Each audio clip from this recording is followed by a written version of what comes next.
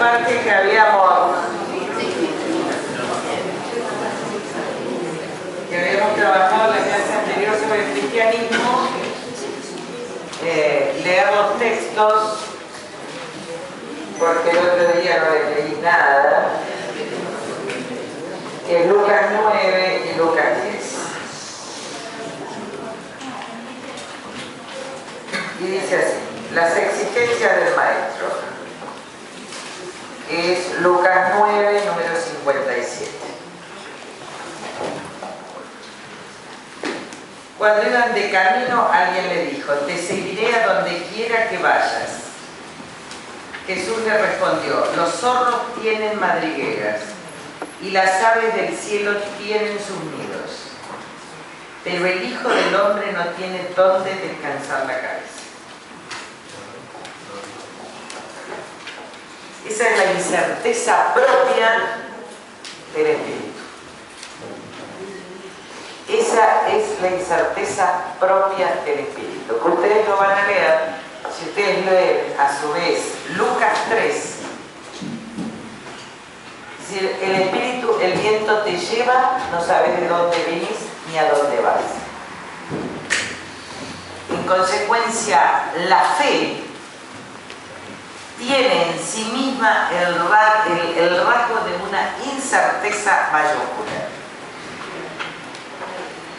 donde la única salida no es un descanso en un lugar, en un territorio, en una familia, en una situación histórica.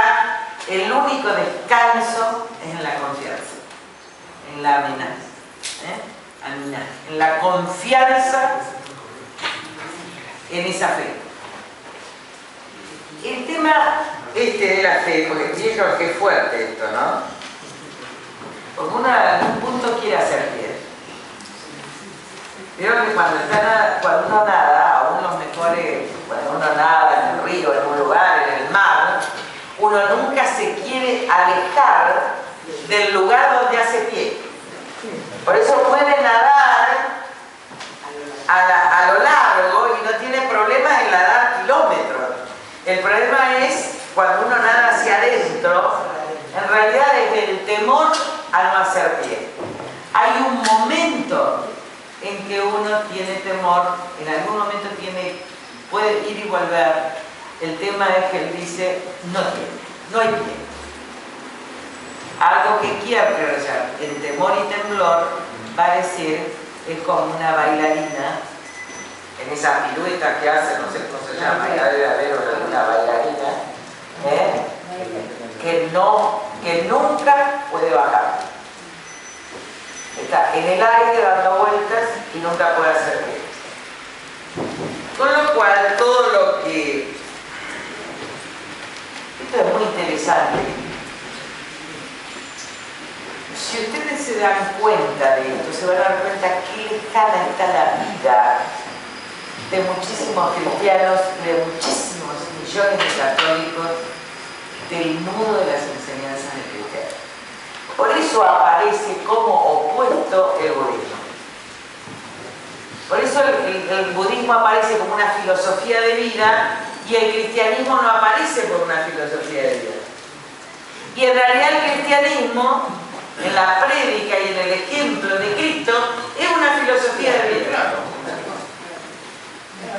Ustedes saquen el tema de la paradoja, ¿no? De que es hijo de Dios, etcétera, que también hay algunas cuestiones en relación a Buda, porque Buda es Buda y cada uno tiene un Buda. Como cada uno tiene el Cristo adentro, en esto hay similitud.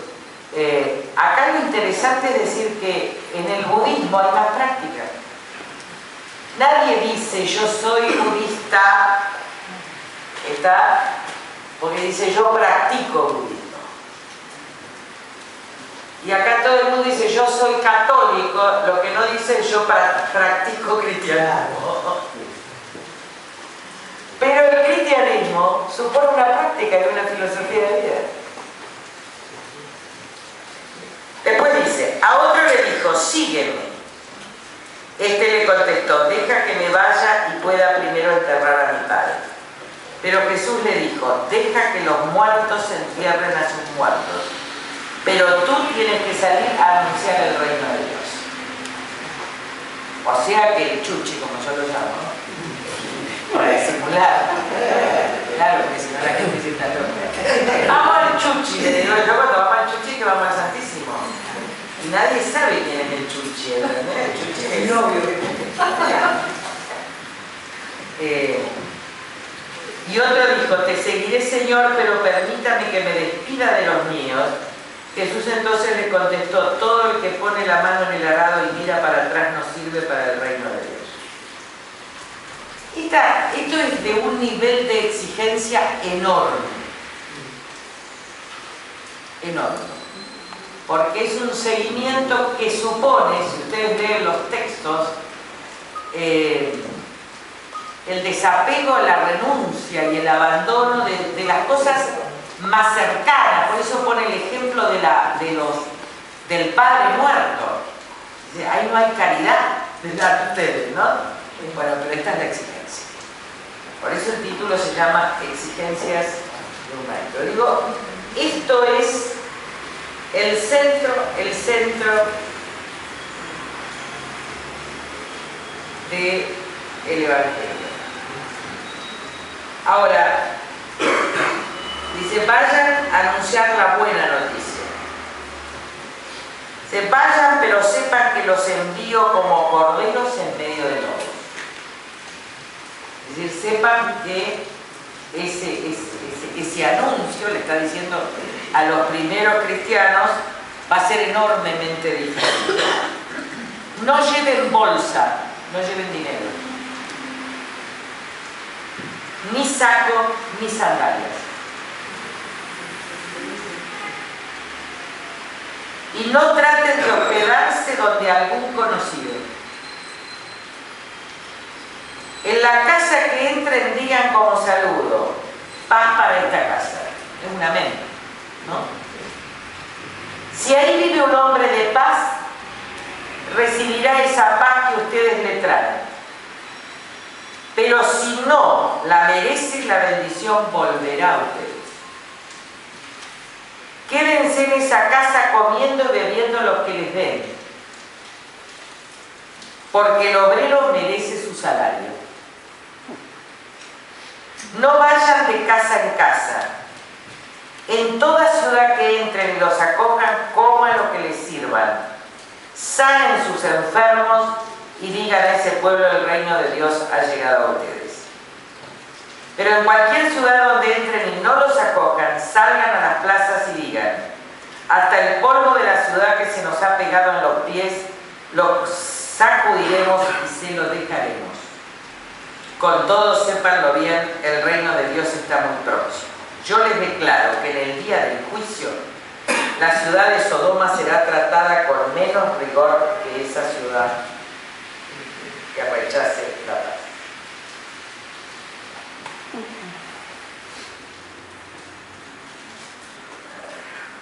Estábamos mal, ¿eh? Se quedaron todos callados. Amenaza. No, es que no es tan... Jesús es enérgico, es amorosísimo y es enérgico. Como enérgicos fueron todos los pacifistas, no vayan a que leer Gandhi, a Gandhi tendríamos que leer, ¿no? Gandhi iba preso, no obedecía.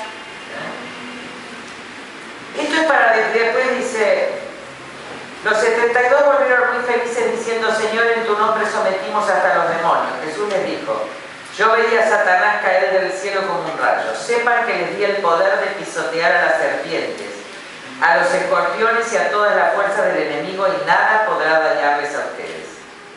Sin embargo, no se alegren porque someten a los demonios. Alégrense más bien porque sus nombres están escritos en los cielos. Voy a leer otra frase que tiene que ver con todo lo que venimos viendo. En ese mismo momento Jesús, movido por el Espíritu Santo, se estremeció de alegría y dijo, yo te bendigo, Padre, porque has ocultado estas cosas a los sabios e inteligentes y se las has mostrado a los pequeñitos. Sí, Padre, así te pareció bien. Mi Padre puso todas las cosas en mis manos y nadie sabe quién es el Hijo sino el Padre, ni quién es el Padre sino el Hijo, y aquel a quien el Hijo quiera dárselo a conocer. Después, volviéndose a sus discípulos, Jesús les dijo: felices los ojos que ven lo que ustedes ven. Porque se lo digo, muchos profetas y reyes quisieron ver lo que ustedes ven y no lo vieron, y oír lo que ustedes oyen y no lo oyeron. Este es un tema muy interesante que está en relación a que Dios hace, en este caso Cristo, hace conocer la verdad a los sencillos. En realidad, para reírse de los necios. Cuando dice, muchos reyes quisieron saber esto, muchos profetas, y sin embargo, lo va a saber un pescador, un cobrador de impuestos, es decir, un grupo que a la luz de los otros, una mujer libre, un grupo de sencillos, es más, considerados miserables. Pero esto también es una parábola. Porque en todo caso, fíjense cómo él compara un conocimiento del otro. Él da un conocimiento místico, este es el conocimiento místico. Lo que ustedes ven y lo que ustedes oyen a esos discípulos es un conocimiento místico, una sabiduría infusa, que no se la va a dar a los que creen tener el conocimiento. Es algo que se va a repetir a lo largo de gran parte de la literatura, y donde el más importante de todos esos textos en Grecia va a ser el Hiporreo. El Hiporreo, donde el que sabe es el que no ve, que es Tiresias, y el hipo, que es el que tiene todo el poder, es el que no ve, es el que no sabe. Esto es el tema de la relación saber y poder, que yo creo que en el curso, los que fueron al curso general, mi primer curso fue el tema de la verdad y el saber y el poder, ahí está jugado. Por eso hay entre la jerarquía, la organización de la Iglesia y los procesos a través de los cuales Dios obra la historia, una gran resistencia de la estructura eclesial a reconocer. ¿Por qué no se reconocen esos procesos? No se reconocen esos procesos porque la relación directa con Dios y reconocida implicaría a los ojos de la Iglesia la ruptura de su propia jerarquía. ¿Quién es más importante? ¿Quien recibe de Dios y es apóstol y testigo en este sentido, o el obispo? La Iglesia, incluso por eso, primero un signo de persecución, un lindo signo es la persecución. Los grandes místicos fueron perseguidos por la Iglesia. Después fueron reconocidos. Hoy son santos. Santa Teresa de Ávila, San Juan de la Cruz, es decir, los que fundan las carmelitas descalzas, van a ser muy perseguidos. Ahora, hay un caso emblemático de esto, que es el caso de Diego. Yo ya hablé, ¿no?, de esto. Sí. Hablé acá en esta clase, mucha idea perdida. Es el caso de Diego el indígena. Diego el indígena es un indiecito que va caminando por un cerro que está en Tenochtitlán, ¿cómo se me va a salir? De repente aparece una mujer, entre esas apariciones son luz, una voz que le habla y que le dice: ve a decirle al obispo que me haga una iglesia acá. Que ahí va a haber un diálogo como el de Moisés, es muy interesante. Voy a buscar los libros y se los voy a traer, y el indiecito le dice: a mí, ¿quién me va a creer? ¿Por qué no busca uno más importante que yo? A mí nadie me va a creer nada, igual que Moisés. Y entonces le dice que vaya. Por supuesto, fue al obispo, y el obispo, riéndose, le dijo: bueno, tráeme una prueba. Tráeme rosas de Castilla. que era el lugar de donde provenía el obispo. Entonces se fue al indiecito y le dijo, ¿quiere rosas de Castilla? Y entonces apareció con las rosas de Castilla envuelta en lo que es hoy la imagen de la Guadalupe, que está puesta en el mismo templo donde estaba la diosa madre. Ahora, el caso de Diego fue reconocido hace 5 o 6 años. Y la gran discusión, ahora es San Diego, fíjense, año 1500. Porque en el seno de la iglesia, además tenía que probar que había hecho un milagro en una cosa. Pero, ¿cuál era el gran problema? El problema es que había que pintarlo a San Diego, oficialmente. Y Roma quería pintarlo blanco.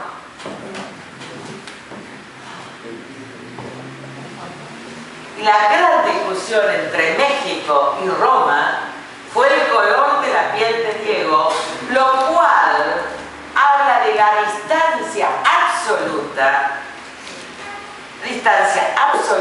entre la jerarquía y la práctica del cristianismo, porque basta leer acá para saber que en el texto evangélico lo que va a aparecer es en realidad a personas impensadas.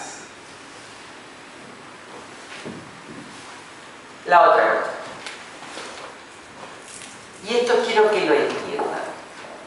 Para el cristianismo primitivo, para el evangelio, Cristo vino a sanar a los enfermos y no a los sanos.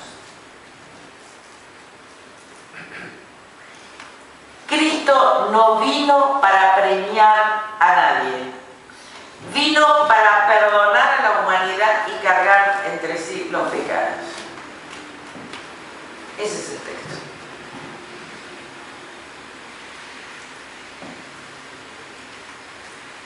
La Iglesia Católica, ahora, perdón, voy a seguir. ¿Cuál es el milagro por el cual Cristo se hace presente hoy o todos los días? En lo que se llama, estoy hablando para los no católicos, la Eucaristía.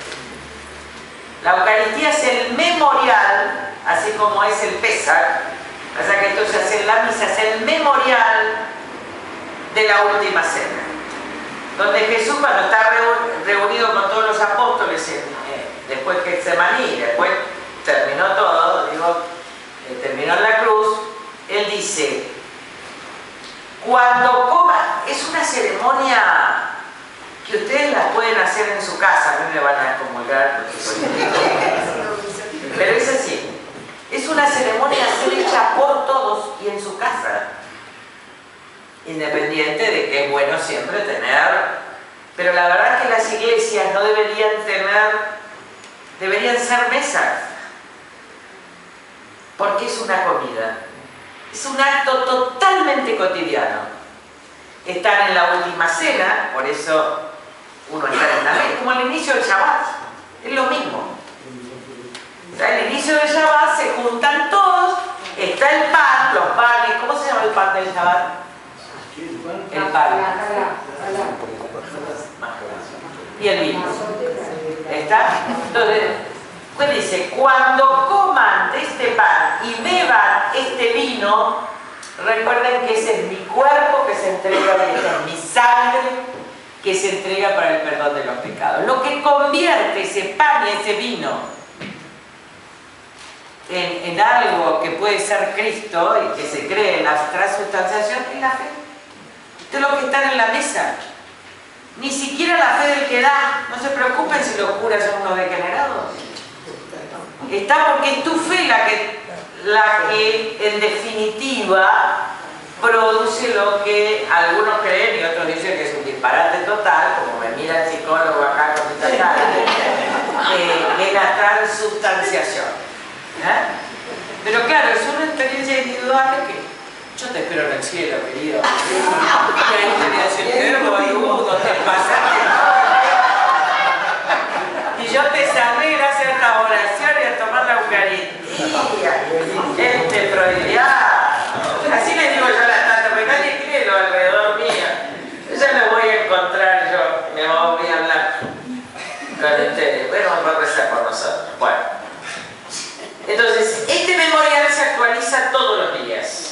todos los días, en cualquier mes. Ahora, también se actualiza en cualquier mes. Fíjense que nadie, ni el asesino más grande puede ser privado de la Eucaristía. Porque él es el que sana. No es un premio, es él el que sana. Si está ahora, la Iglesia Católica ha tomado, y muchas de las protestantes, han tomado la Eucaristía como un premio. Es todo de gracia. ¿Verdad? Eso es todo mentira. Porque el que te va a sanar, el que va a obrar en vos, es Él. Ahora, ¿es buena la confesión? Sí, la confesión es confesión entre los sacerdotes, después vienen los psiquiatras y los psicólogos, que son otro tipo de confesión. ¿Está? Pero todo es confesión. La confesión es una catarsis. Ahora, no es que nadie te absuelve ni no te absuelve. Si vos no te arrepentiste, por más que le confiesas alguna, no está. Esta es una relación. Esto era el cristianismo primitivo. Nadie puede ser privado de la Eucaristía. Nadie. Salvo el pecado de blasfemia contra el Espíritu Santo, que andan gritando contra el Espíritu Santo por la calle. Nadie. Ningún pecado, por capital que sea. ¿Se das cuenta que es totalmente... Ahí empieza a verse de qué manera, esto es lo que dice acá. Ahora, después nosotros vamos a tener dentro de ese cristianismo un cristianismo primitivo, que es el que recorre, un cristianismo donde las mujeres, que son mayoría, son diáconas y presiden la mesa y hacen el memorial. ¿Qué mujeres? Mujeres libres. ¿A qué se decía mujeres libres? Mujeres sin marido, mujeres desatadas, mujeres de costumbres sospechosas, más si vivían en las afueras de los pueblos, como se nota en Magdala. Y por gente común y también por otros, como el caso de Pablo, que va a ser un gran rabino. Pero es absolutamente pluriclasista, no tiene en cuenta los orígenes, no tiene en cuenta la condición, puede estar un rico, puede estar un miserable, puede estar una prostituta, este es. Por eso cuando digo es cosmopolita, estoy diciendo todos los gentiles pueden ser cristianos. Cuando digo es feminista, el derecho de la mujer, les expliqué lo del divorcio. En realidad, en el judaísmo vos podías repudiar a tu mujer. Entonces la mujer quedaba abandonada, desatada por repudio. El no separa el hombre lo que Dios ha unido es no la abandones con tus hijos, no la repudies. Por eso en el contexto de esa época, ahora, no quiere decir, esto los ortodoxos lo entienden menos los católicos, porque los ortodoxos griegos, los armenios, etcétera, los rusos habilitan la posibilidad de un error y admiten otros casamientos por iglesia. ¿Por qué tan rigurosa la iglesia en estos puntos? Porque en realidad una cosa es este cristianismo primitivo y otra cosa es Roma. Roma se va a construir como poder y se va a construir al estilo romano como poder patriarcal. Y en consecuencia se va a hacer una relectura de este cristianismo que en realidad chocaba absolutamente con el judaísmo, pero también con las visiones greco-romanas. Por ejemplo, en la consideración de la mujer, en la consideración de que no hay diferencias entre los hombres, no hay diferencia con los esclavos, con los cobradores. ¿Se dan cuenta? Es una visión tan rupturista que entonces comienza la apropiación patriarcal por parte de la Iglesia. En consecuencia, los papas solo pueden ser... ¿Cómo están en esto? De un hecho circunstancial, no verificado históricamente acerca de los integrantes, justifica toda la elaboración, una imbecilidad, diría. Está claro en todos los textos evangélicos que Magdalena es el amor de Jesús y que Magdalena es la compañera de Jesús. Y ya les dije en la otra clase, el tema de si hay relaciones sexuales o no es una cosa como un cambio. Vieron que tuvo una mujer, después dejó. Esto es un problema de estado espiritual, pero no tiene nada que ver. Ahora, a partir de que los que estaban en la cena en el Pesaj, que como eran judíos, en el Pesaj las mujeres tienen que estar en otro lugar. Yo he estado ahora en el Mar Muerto y en el momento de la oración los hombres están orando en un lugar y las mujeres están esperando en otro. De ese contexto, la Iglesia Católica ha sacado que como los apóstoles eran todos hombres, solo los hombres podían ser sacerdotes, papas y administrar la Eucaristía. Y esto es dogmático. En algún punto. Ahí ustedes se dan cuenta cómo es la inversión. Y por ejemplo, los primeros papas, todos los apóstoles se casaban. Ahora, ¿por qué empieza a exigirse, a ver, la vocación por la, ¿cómo se llama? Celibato, por la, no, yo digo, ¿qué estoy diciendo por castrar? ¿Me sale la palabra? Sí, es únicamente una castración. Sería un acto fallido ahí. Empiezan los primeros papas, lo que pasa es que llegó un momento de un desorden moral muy grande. Y empezó el momento en que la Iglesia empieza a ser gran propietaria feudal.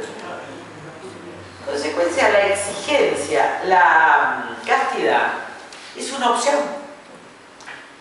en cualquiera de todos ustedes y también de los sacerdotes. Es una vocación. Por ejemplo, Gandhi empieza con un matrimonio normal y hay un punto que empieza su etapa de castidad. Tampoco es toda la vida. Hay momentos de castidad y otros momentos de no castidad, pero en todo caso es una vocación. ¿Cuándo se hace obligatorio? Con el problema de los bienes. Porque si el hijo mayor es sacerdote, esto suponía, por eso, y la Iglesia se convierte en el gran señor feudal de Europa. Sí. Con respecto a Gandhi, yo recuerdo haber leído que Gandhi decía que la castidad era buena, pero que no le aconsejaba a los hombres sino a partir de los 45 años. Y que él lo consideró también así en él. O sea, hay una cierta edad en la cual, sobre todo en los años de la juventud, que es muy difícil pedirlo. Entonces, él decía a partir de los 45 años. Pero a ver, esto depende de cada persona y del nivel... Él sugería... A ver, pero del nivel de meditación, del nivel de relación, a veces la relación es, en el caso de los desposorios espirituales, con Dios, etcétera, estados místicos realmente, la verdad es que la relación con el mundo es casi imposible. Y por otra parte, lo erótico sublime no tiene nada que ver con la relación sexual.